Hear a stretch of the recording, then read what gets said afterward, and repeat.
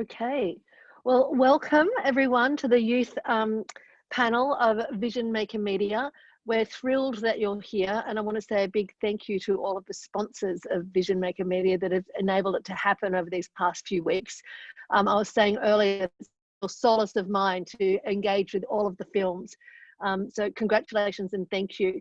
Today we've got our youth panel, and we have 3 and potentially 4 prestigious creators and filmmakers joining us. So I'm going to take a little minute now to tell you where I'm coming from. I'm coming from the Johnny Carson Centre for Emerging Media Arts, and I'm coming to you from the land of the Oto, Missouri, Omaha, Ponca and Pawnee peoples. And I'd like to acknowledge their elders, past, present and future and emerging. I'm going to take a little moment to introduce each of our panelists and then ask them to introduce themselves and tell us where they're coming from. So firstly, we have the incredibly esteemed and award-winning producer Yvonne Russo, who is a director and writer of film, television and digital media. Yvonne is on the Producers Guild of America, where she has served on the board of governors and indeed founded their diversity committees, and is also a member of the Academy of Television Arts and Sciences. So welcome, Yvonne. I'd like to welcome Eric Peck, who is the animator and worked with Yvonne on her film Minnie's War Bonnet, which has been part of the filmmaking festival. And also I would like to welcome and say hello to Catherine Axley, who's an independent documentary filmmaker and editor joining us from Kentucky. So please, Yvonne, if you could start talking to us a little bit about you and where you're coming from. Thank you so much. For all my relatives, I'll say Han Metakoyapi, Yvonne Russo, Emichiapi. I am in New York, and I'm Sikanju Lakota, a member of the Rosebud Sioux Tribal Nation. I live in New York State, and I am on the land of the Mohawk, the Lenape, the Sink Sink, and also the Croton tribes. So I'm very happy to be here, and I am a producer of film and television. I turned to directing just a few years ago due to the lack of Indigenous content that we were seeing in mainstream media and in entertainment. Minnie's War Bonnet came upon me when I was offered an opportunity to present a short film to partner with the longer documentary about warrior tradition. And so for PBS, they had approached and asked if I would be interested in creating a short that had to do with themes of being a warrior and being Indigenous, Native American. And so at that time, I was thinking about doing something that was a little different. And I wanted to show the perspective coming from a female point of view, because we don't often hear about Indigenous women who have fought, alongside in battles or even in history that were in the forefront. During this time, we always hear about our traditional male warriors like Sitting Bull and Crazy Horse and Geronimo and certain chiefs. So I started to do a bit of research, and when I had researched women, what came to mind was Minnie Hollywood. Her name had popped up, and I learned that she was one of the first women to actually receive a headdress in honor for her battle at the Little Bighorn. And so I thought, how awesome would it be to tell this story through the point of view of receiving a headdress, and what would Minnie Hollywood's life be like? So that started and kind of sparked the idea for the animation. I won't talk too much yet. I'll just wait until we have some Q&A. Okay, thanks so much, Yvonne. I'd like to welcome now also, who's just logged on to join us, Johnny Thunder, who is the filmmaker of Powwow Highway, the Lego movie. And now that I've announced that you're here, Johnny, perhaps you could let us know where you're coming from, where you are right now, and a little bit more about yourself. Yeah, hi, Buju. Jonathan Thunder. Sorry about being a little bit late. I'm actually dropping out some artwork at the University of Wisconsin-Superior, and was sort of managing how to get onto their secure network to log into the call. But yeah, What else was I supposed to say? That's fine for now. I'm sure we'll ask Okay. you some pointed questions. Sorry to put you on the spot there. And also, please welcome Catherine Axley. Catherine, you're in Kentucky. You're a fabulous independent documentary filmmaker and editor. Tell us a bit more about yourself and Atla. Okay, yes. So thanks Megan, and Vision Maker for having me and for having Atla as part of the festival. And it's an honor, and it's exciting to be here with Yvonne, Eric, and Johnny. I've really enjoyed watching your films. I do stutter sometimes, just a little bit of a heads up. So I live in Lexington, Kentucky, which is the traditional territory of the Osage, Eastern Band Cherokee, Shawnee, Yuchi, Adena, and Hopewell peoples. And I've been living here for 2 years. I have been teaching. I am not teaching this year, unfortunately, but I love teaching film. But so I am just right now working as an independent filmmaker and editor. I come to documentary film through editing, but have not had the opportunity to do anything with animation. So it's been exciting to see to see your guys' work. So thanks. And so I guess a quick introduction of Atla is that I stumbled upon Atla, a project that took 5-6 years. Through a roundabout way. I have a friend who's a state representative in Southeast Alaska. And I originally went to Alaska with an interest in making a film around a bill that he and others were working on to recognize Native languages as official languages of the state. So I was interested in kind of looking at the intersections of language revitalization programs and political power.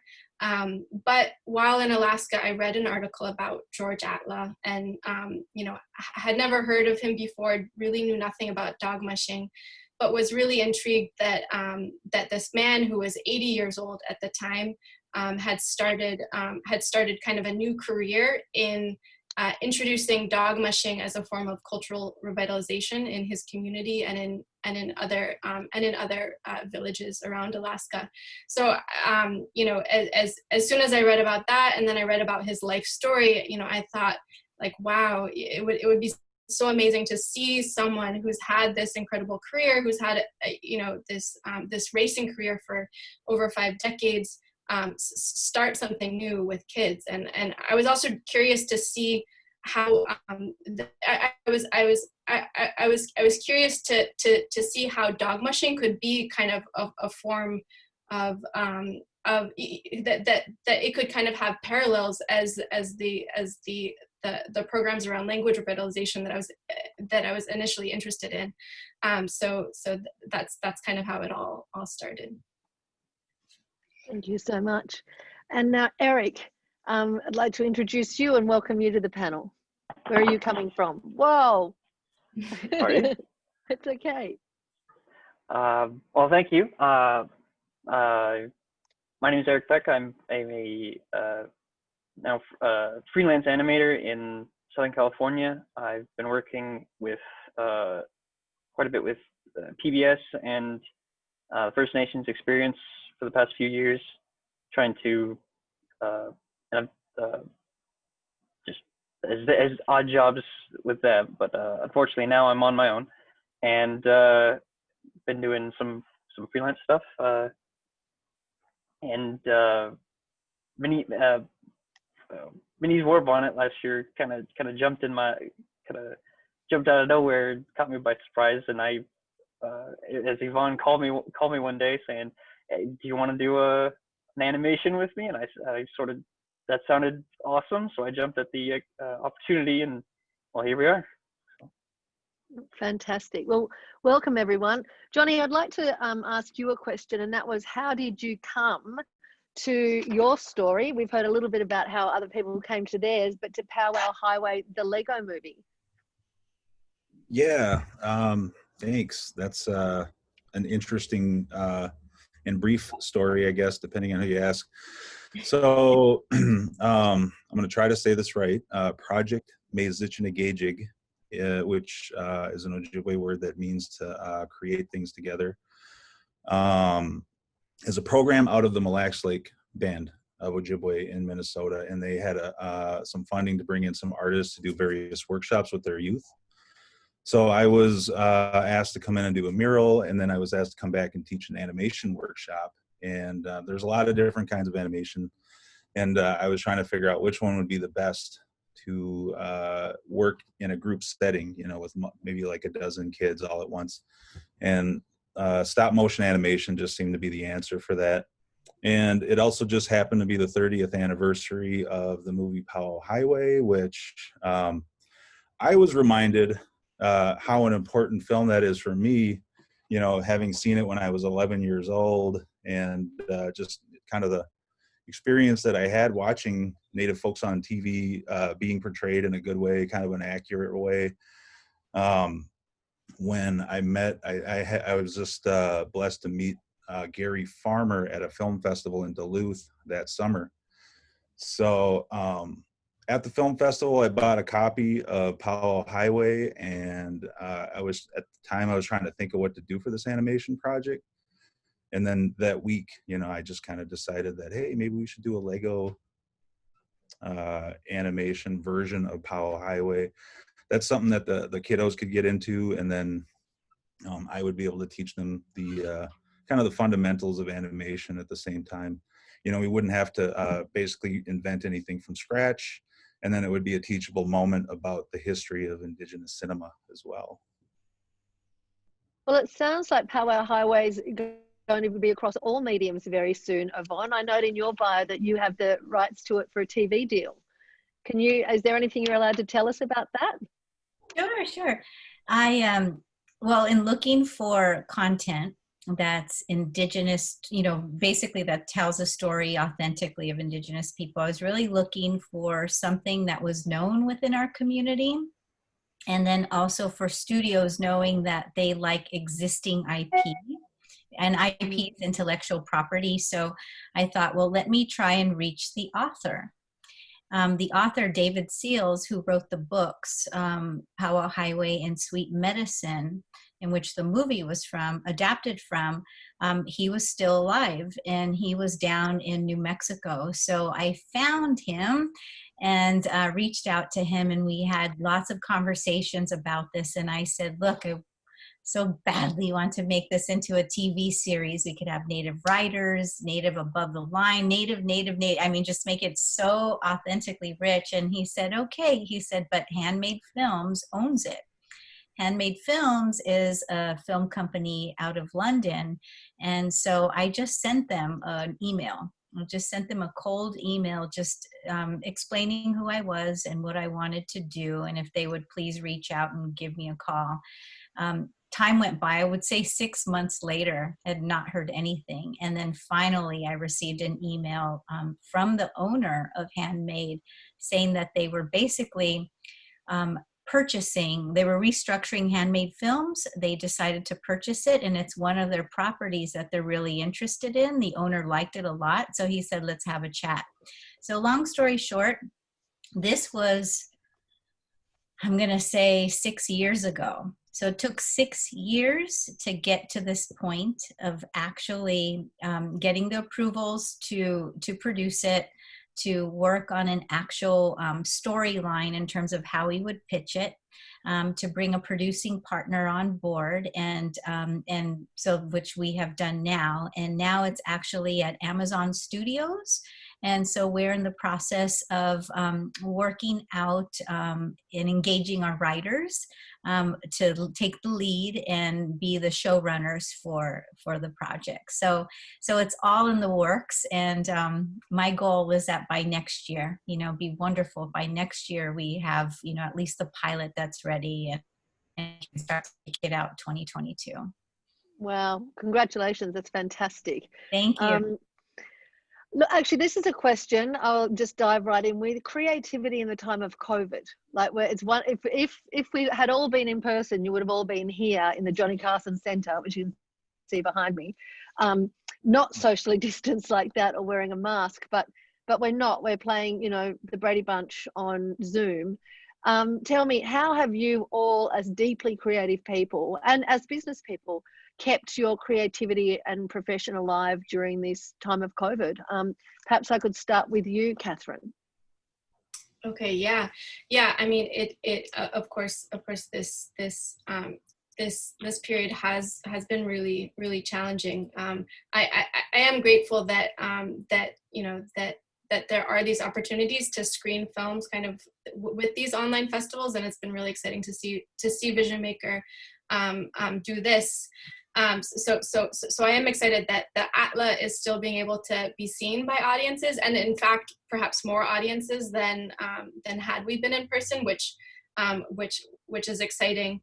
But for future projects, I've been working on a project now for the past year where I've really just been in development. So I've been using this time to just really read and research and keep working on my proposal. And with each of my projects, I love incorporating archival materials. So this has been a great time for me to dive into the archives and watch footage from the 70s and 80s, and it's been interesting because I've been watching news archives, and my project is around tourism, and so I'm finding these specific clips within these longer hour-long newscasts. But it's interesting to see these newscasts from the 70s and 80s following different different political and social movements, and kind of see these weird parallels with today. That for me has been really interesting. But being I'm a little bit isolated in Kentucky. I don't have I don't most of the people with whom I collaborate are not around here, so it's also been really important to schedule phone calls and Zooms, even with fellow filmmakers and others, just to kind of share updates on where we are in the process and development. So that's kind of how I've been spending my time. I saw quite a bit of head nodding there, Yvonne. How have you kept yourself creative? And please, I don't want to just be the talking head here. Please jump in and ask each other questions too, or follow-up questions. Okay.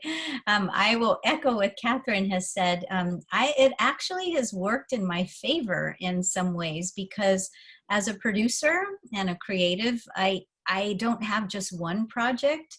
I have a portfolio of projects, because they're all like children. You don't know which ones are going to start walking on their own, which ones you have to continually nurse or give a push, and so they're all in these different stages. And what it's allowed me to do is to work on the development of certain projects that still needed some help.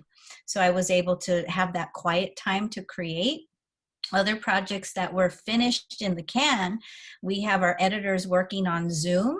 So I have one editor that is in Italy, and he has been able to use Zoom and basically put his editing system, and he can edit in real time while I'm here and my other producers in Los Angeles, and we can watch and make cuts together. So that project has been amazing. Eric and I are working on another animation right now. So we're just sending files back and forth. And we've even pitched on Zoom. So I had Zoom pitches, and there wasn't any buyers at that time, but it was a way to engage in conversation and also let them know what we're working on. We've had writers pitches, writers pitching to us, certain projects. So it is all, you just have to keep moving forward. The only downside is just not having the FaceTime and the interaction and just being together in a room. But other than that, it actually has been working okay for me and for our team. Mm-hmm. Okay. What about you, Eric, as a freelance animator? It sounds like you've been busy with Yvonne, but how else have you kept your creativity going? Well, I've actually turned to, in the intermeeting time, I turned to YouTube for quite a bit. So I've been working on a project to start a YouTube channel that well, I'm still working on it, but we'll see where that takes me. But Yvonne, how much am I allowed to talk about what we're working on? You can talk about it. Well, we're currently working on another project about a different kind of Native warrior woman from Minnie, who's a She's a suffragist. Suffragist, yeah, and a musician. So this one's been like a different kind of sort of mental, sort of creative process, because we're trying to figure out how to portray someone's sort of thought process as well as their acts. So it's been really interesting with this one. Currently, I'm working on the first pass of animation to see how everything will kind of flow together on that one.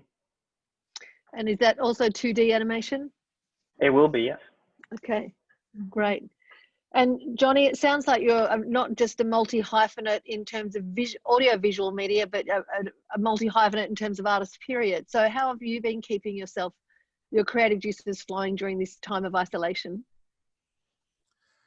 Well, like Yvonne said, I got a lot of, creative children kind of running around, and so I work in animation. I make short films. The other thing I do is do installation work that has animated projections and monitors in it. And then when I'm not doing that, if there is time left in the day, I try to work on some paintings and exhibit those, which is why I'm here in Wisconsin today. So between having multiple projects going, it seems like there's always something for me to get into, and being a painter is a remote, it's a remote career.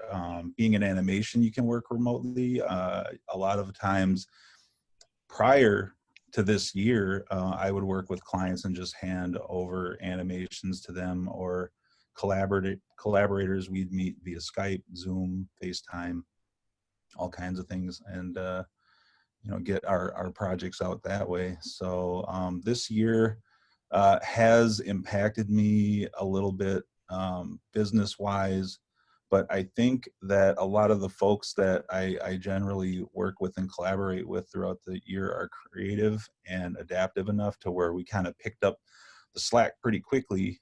And I guess I'm blessed in that way that I can say that I have a network of people that we kind of just said, okay, well, let's do it this way, and it sort of worked out. It's kind of worked out that way. Right. And so this is the youth panel, and I guess some of our films have had useful protagonists. Some have been made by young people. But what do you think? What can the film industry, the content creation industries do better in terms of young Indigenous peoples being able to build sustainable careers? What could we do better? I think continue to mentor. I think one of the toughest things is when you're coming from the reservation or rural towns is you're limited on access. Yeah. And so when you don't have access to learning, some of the most progressive tools, or be in meetings with people where you need to have some face time, or just understand the formats of whether it's animation or TV shows or anything that you're creating. I think there needs to be mentorship within that. So there, now, Amazon, Netflix, a lot of the streamers, HBO Max, they're all looking at content creators. All you have to do is reach out to them, but at the same time, understand that you may need to be paired with a seasoned producer, paired with somebody who's seasoned, who's also going to walk you in and sort of develop the project with you, or help to exercise your muscles in that way. Because the way that the executives expect deliveries, and they may give you a shot at writing and say, okay, we're interested in this, but it doesn't mean that it's actually going to get greenlit. It means that, okay, we're going to engage you. Let's see if this works out. If you deliver, they may give some notes, and then they may say, okay, we're not interested in moving further. Well, there's your content, it's gone because now they own it. So you have to be mindful of those things. And so that's a business side that needs to be learned from, our community. And then also, again, having people that have been in positions that have had deals or who have delivered content, understanding what that is so they can mentor the new generation that's up and coming. That's great. Thank you. Mm-hmm. Other people on the panel? Well, I guess one thought I have is just, I think for, well, so in Alaska, at the University of Alaska Fairbanks, there's a great film program, and I think for Indigenous youth Indigenous youth who aspire to be filmmakers and who want to go the film school route, I mean,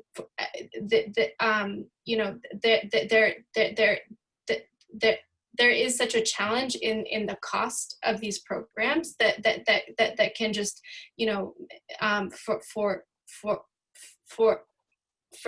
and apologies again, I am a person who stutters, but that can be such a barrier for students to even consider, taking that path. So, and this is something I've thought a little bit about for my own students that I've had here at the University of Kentucky who are not Indigenous, but for students for whom film school post an undergraduate education here is just not feasible. So I think if there are more ways to kind of address that head on with more scholarship opportunities. I was able to go to a film school program at Stanford that is almost fully funded for each student, and so for programs that are more accessible to students without this barrier of having high tuition, like that should be more publicized. Like more aspiring students should be told about that. For example, that's just one thought I have in connection to for students who want to acquire some skills through school. Yeah, I totally agree. I was the first generation in my country to have to pay for an education, so yeah. And I'll just put in a plug for the University of Nebraska. It does have an incredible free ride program for certain families that are in Nebraska, and to make it very affordable, and great scholarships too. So think about the Johnny Carson Center for Emerging Media Arts if you want to be playing this space. I'm really interested in whether or not Minnie's War Bonnet and how that came about.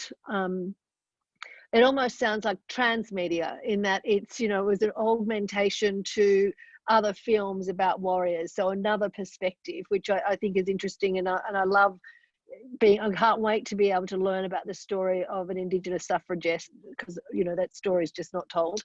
But do you ever think about how taking stories to tell them across different platforms, or is that not possible right now? Or would you say that you do that anyway, Johnny, by having a story in a mural and then in a piece of animation?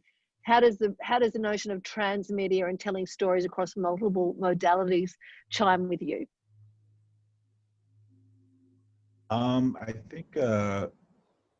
I think that, so like a mural or a painting, there's always a story. Well, I wouldn't say always, but a lot of times there's a story behind it. And regionally, I think in my neck of the woods, I've paid attention to a lot of artists they have a narrative in their work.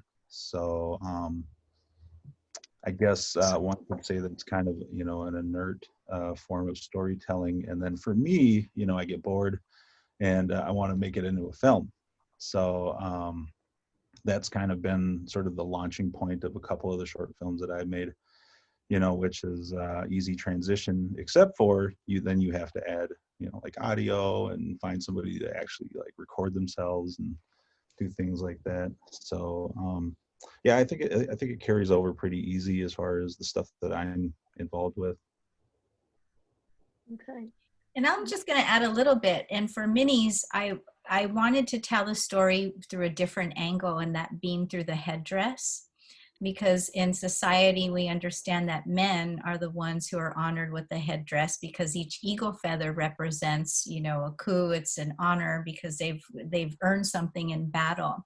And I thought, to tell the story of the headdress and how Minnie got it, I think that was a different way to shine a light, and especially to inspire young people and kids that, hey, there were women warriors back then, you know, and there were a few women that received a war bonnet, but Minnie is the one that we know of, you know, in terms of our research. And so it's just important that the stories that are told that are they're well-rounded and they're broad and they're distinct. And we have over 550 tribes in North America that have stories, you know, and this is just one teeny tiny microcosm of one. So what the industry needs to wake up to is that they've got to open up that portal and say, and allow Indigenous filmmakers to tell their stories from their distinct points of view. There's several of them. So I am all for that. And then Minnie's also got so many hits on their website that it is now being offered for PBS interactive educational learning for kids from K through 12. So that's offered now, which is really great. That's fantastic. So how do we open up that portal? Because you know, that's been my life's work about, and still is, about being intentional about how we get to see ourselves on screen. Like, everybody should get the chance to see themselves on screen. How do we do that? I'm so excited that Amazon is taking a punt, because, you know, they're changing the industry forever. And I was actually speaking with Joel Edgerton, the filmmaker. He zoomed in from Bondi Beach to speak to our students on Monday. And he'd said that, you know, the great thing about the streamers is that they create all kinds of content. You know, they'll have the hard cop shows or crime shows that people want to binge on at 3 a.m. And then they'll have, you know, the more you know, they'll have fabulous documentaries and dramas. So how do we get more stories told? You just make them. Well, here's the thing. But I reached a point. I have been in the industry for 20 years. So I'm not technically like a youth, but I feel perpetually young, and I'm still knocking. But the shift for me has been, I'm not asking permission anymore. We have the power to make our own movies. We have our brains, we have our minds, we can learn, we can grow, we can continue to expand and elevate our own lives. You know, why do we have to ask permission? So that's really where it stems from. So good stories will always rise to the top. Bad stories won't. You know, when you do your work, I believe that the stories will come to surface, and there will be somebody that will say, I'm interested in that. I have received so many no's and so many rejections that I actually have started creating an art piece based on it. And then one day it'll say, this is what it took to get to yes. The thing is, you can't give up, you know, and the wonderful thing now is that we have our iPhones. We're on screen right now. You have YouTube, we have technology, and everything is now, you know, the whole entire industry has changed. It's not appointment TV anymore. Everybody's cord cutting little by little. Your mobile phones are much more of that ancillary market that people are going to.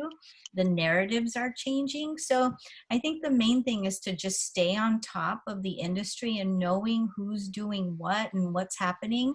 A way to know what companies are doing is reading trades. reading Variety, reading The Hollywood Reporter, reading Synopsis, reading The Wrap, and learning what's going on and who's who in the world, you know, who's working, who the executives are. And when you feel you really have something and you're ready to present it, make sure that it is the best that it can be, because you get that one shot. And if that person's like, oh no, that's a pass, or it's not prepared, you know, it's going to take a while for them to see you again. So you just have to be prepared that you have everything buttoned up. And now, again, all the information is online. So if you need to learn how to do something, Google it, YouTube it. You know, there are teachers, there's master classes, there's all, UCLA has programs. I mean, and you don't have to be enrolled in a full-time program anymore. You can take a la carte classes if you needed to, you know, so that's one way that I would encourage. Sundance has Collab, which is their programs where you can pay for classes. There's lots of wonderful things. And then I'm also a board member of New York Women in Film and Television.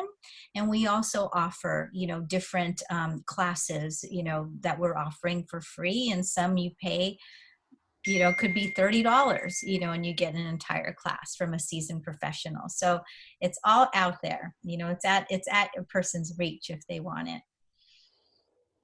Yeah. Anyone else to add to that, or? No, okay. It was pretty comprehensive. I will great. share. Yeah, I listened to a podcast ages ago, and in Google, at Google, some people started up like an altar to failures, all of the things they tried that got rejected or didn't make it, but wanting to do that here. But I thought, no, let's reframe it and call it an altar to learning, you know, to honor all of the learning that we've had to go through to get to yes, or to decide that, hey, this just isn't going to make it. Catherine, I wanted to say one of the loveliest things, one of the real moments that stood out to me in your film was when the young man was negotiating with the university to do distance education, you know, and they were saying English is all about, you know, Shakespeare and British or American literature. And he's like, yeah, right, well, my language is disappearing around me. Why isn't that being taught in schools? I thought that I wanted to share that I really loved that moment with you. So I'm going to open it up to questions. I haven't seen any from the chat, but do you have questions that you would love to ask each other? I have a question. I thought of when Yvonne was talking. You mentioned something about knowing who's who in the industry, and that's, I think, in any art form is a huge thing to know when you're networking and trying to basically, you know, get your foot in the door somewhere. For me, I'm a little old school. I kind of, you know, like beat the pavement and just like showed up at places, and I would just meet random people, and it would, you know, we'd work on something. And nowadays that's a little difficult, you know. I suppose with social media, maybe that's the answer, but I wonder if there are different avenues out there for folks, you know, like to know where to show up. I know a lot of the film festivals have gone online this year. I just had one get accepted, and you know, I'm just sort of navigating how that's going to look, you know, what it's going to entail and stuff like that. With the okay, can't think of the name right now, but yeah, it's a whole new arena. You know, you can't show up and just kind of shake people's hands anymore. So now you can do it through email and Zoom. You know, one thing is, I would say, don't be afraid to reach out, because I think that people are very receptive. And one of the first things I did was create a list of companies that I want to work with, or people that I feel that the content would resonate with. Because in the end, your content is like it's a commodity, right? You're selling something. So when you're selling something, you're also selling yourself, because you are the business. You are the person who has to execute that content and deliver it for screen. So you want people to understand, you know what you're doing, and to invest in you. So what I had done is I went on IMDb, and I created a list of all the different companies that I felt, okay, there's 5 companies that I'd want to work with, who are the heads of television? Who are the heads of development? Who can we reach out to? And so write the names down and just do the research on that person, and even ask within your own inner circle, like, does anybody know who they are? Are you connected to them? If not, you can still reach out and write them an email, call the office line, speak to an assistant, tell them who you are, why you want to reach out, what you want to offer. And it's just very basic. And then, send them an email, let them know. But follow up is so important. You have to follow up, because if you don't follow up, they'll forget. And so you just get an answer. Keep on, checking in until you get an answer, and then you get a meeting.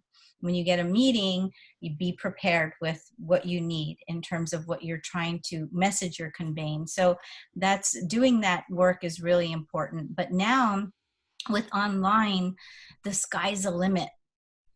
The sky is the limit. So it's really about who you really want to work with, and I'd say just go for it. And then ask for help whenever you need help. I'm not, ever afraid to ask for help. Hey, can you help refer me to so-and-so or so-and-so, and then also being involved in any professional trade organizations, like for animation, any like Writers Guild, Directors Guild, Producers Guild. You could probably join the Producers Guild in the digital shorts the digital program, because of what the work that you're doing. And as long as it's in distribution, that's a good thing. And the web counts as distribution. So being associated with unions and guilds is really good too, because then that's where you sort of develop your relationships. You make new friends and colleagues, and you work together. And you'll see people that you partner with, everybody's growing together, So it's sky's the limit. Yeah. Yeah, I'm going to echo that. Actually, when we had Joel Edgerton speak to our students last week, he's a film actor, director, producer, and he said, "Oh, when can I do this again?" Because he was so disturbed that young people who wanted to create together were wearing masks and standing 6 feet apart, or appearing like celebrity boxers, when we should all just be piling on and making. So I'm feeling now that the mentors in our industry are even more willing to help right now because of COVID. And then my other thing would be, not that anyone asked me for my opinion, by the way, but is LinkedIn and having a digital presence. I think that, because that's the first place I go to. I'm pretty old school too, but I'll go straight to LinkedIn to see what kind of digital presence I can find on that person, or their website, or someone in development, for example. I didn't even know that, it's funny because I didn't know that LinkedIn was as extensive as it is. And so at first I put some information on there, and then later on I was contacted by people, and they said that you really need to build out an online presence. Like that was like a number one thing, because now people human resource departments ask for your social handles. They want your Facebook, your Instagram, your Twitter account, your LinkedIn. If you're applying for grants, they want all the same information, which I found I was like, wow. So it's, it is very important. On the flip side of that, I think with Cambridge Analytics and, people that can basically just take a lot of your data, that's also, you have to be mindful of that as well. So, and be careful of what you put out there. But I do believe that having even if it's your website, a website is really good, because that's your online portfolio. Yeah. Okay. Any other questions for each other? I guess I have one question for Johnny, because seeing that Powwow Highway was a project with kids, and I just love how it's taking a film and distilling it into a 5-minute stop motion project. I'm just curious if you're planning on doing any other, if you're planning on taking any other films and kind of doing the same, because it just seems like a cool concept.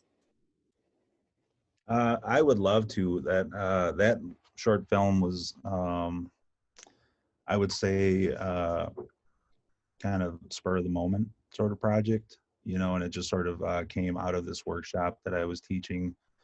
So as far as my plans to make anything in the future, I would love to do something like that. I'm super excited to see Powell Highway, the series, come out. But no, I think that that project is the kind of thing where it's almost like you just start talking with somebody and they're like, hey, let's do this. And then you start making it. So no big plans for me, but I think we should do more of that stuff.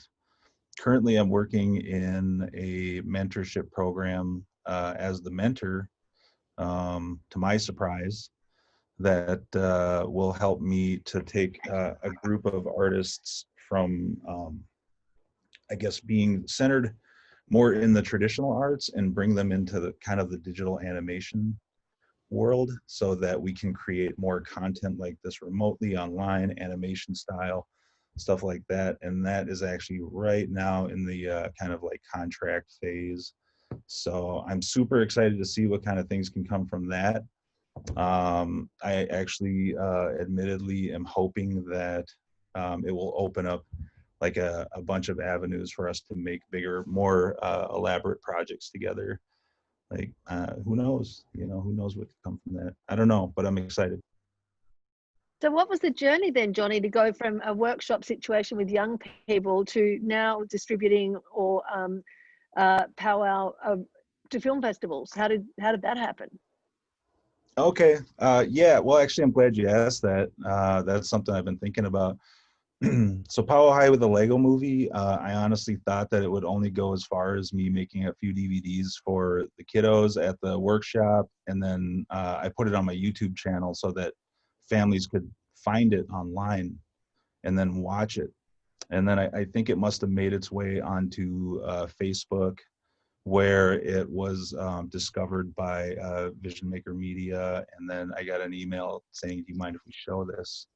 So yeah, I don't plan to distribute it. It's not really something that I want to kind of take and try to you know, like turn into an enterprise or anything like that. It was just something that we kind of made, you know, for learning purposes. And now it's here, you know, at Vision Maker Media's Film Festival. And I really don't know, you know, what will happen with it afterwards. Awesome. Well, I'm sure that you could mentor Eric as he starts his YouTube channel. Eric, there's a question here for you. What would your advice be to someone who wants to start to draw or illustrate for animation? How did you start your drawing or illustrating career? Well, I went to the Art Institute of California for media arts and animation, and I studied I did a 4-year program there, and I went in there wanting to learn how to make comic books. I was really into comic books at the time, but that quickly fell away as I found out that there's so much more you could do with this thing. And I quickly I sort of jumped from one sort of interest to the other, and finally settled on background design. And that's where I was at the time of graduation. But you know, as so often when you know, you never seem to stick to one, I guess. And my internship, sorry, I'm tripping over my words here. As part of graduating, I had to take an internship, and the closest thing to an animation studio nearby was the local PBS station. So I volunteered there for 3 months, and they had me animate a children's book that had already been illustrated, but what they wanted was for it to be for the individual characters in the book to be chopped up and then like animated separately as separate layers. And so that's what I did, and they liked what I did so much that they hired me on, and that's how I got my job at KVCR. As for starting your career, and like getting your skills better. My mentor at college, Kenki Nishida, he used to say, just draw, and that was how he would just, whenever someone was like just taking a break in class, he would just say draw. He'd walk around and just say that, and so that, because really just so long as you're drawing and putting the practice in, you're getting better. And whether it's for animation or just a sketch in the corner of your piece of paper, like keep a notebook maybe and draw in the corner, and then flip the page and draw like the next pose in the corner, and keep doing that. And then when you're done, you have this whole notebook full of different poses for your character in this corner, and then you can flip it and see them move. And I mean, it might be simple, but that's still animating, and you can build on that. There's, as was mentioned before, there's tutorials and all kinds of resources for free on YouTube, where you can learn how to animate and raise your skills in painting, digitally or traditionally, and just so long as you're creating and putting your stuff out there, someone will find it. Someone will there's an audience for pretty much anything. So just create and put your work out there and see who latches on. You might get someone who's willing to pay for it, or willing to hire you on. Of course, apply to studios for work in the meantime, and that'll raise your skills as well. I did a lot more graphic design for PBS than I did animation, but even that has served me well. So yeah, I guess it's kind of a windy road, but I'm still working on my road. I'll get where I'm going eventually, I guess. We'll see. Awesome. Thanks so much, Eric. I'm going to ask you now, Catherine, because you're the non-fiction documentary maker here. What's the best way to get us started to documentary? Oh, yeah, that is a great question. I mean, I think you know, one thing I've focused on with my students in the past is helping them develop an idea that is close to home for them, something that they have some, you know, some familiarity with, but that it's really important for them, you know, before beginning to find a unique angle, like what you know, what makes your vision of this subject or person unique, and then one other thing I tell my students, I have them work on paper for like half the semester, that is really important to develop their idea on paper. But there's an amazing shift that occurs when you go from thinking about an idea or a potential project, when you shift to thinking about it as an actual project. Like, it is a project. It has a name, that title might change, but there's an incredible, one can feel so empowered with that simple shift from transitioning from an idea to know this is an actual project.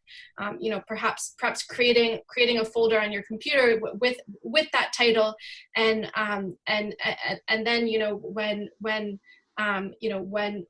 emailing, you know, either a potential subject or a potential collaborator, you are no longer referring to this potential film as an idea. It is a project. So that is certainly something I like to emphasize to my students. That's great. Thank you so much for that. Is there anything else anyone else would like to add about how to get a career in content creation and storytelling? covered it all. uh, Yo, go, Johnny. Oh, thanks. Real quickly, I just wanted to expand on what Eric was talking about. So as far as getting the digital animation, there is a little bit of a equipment need to get into that.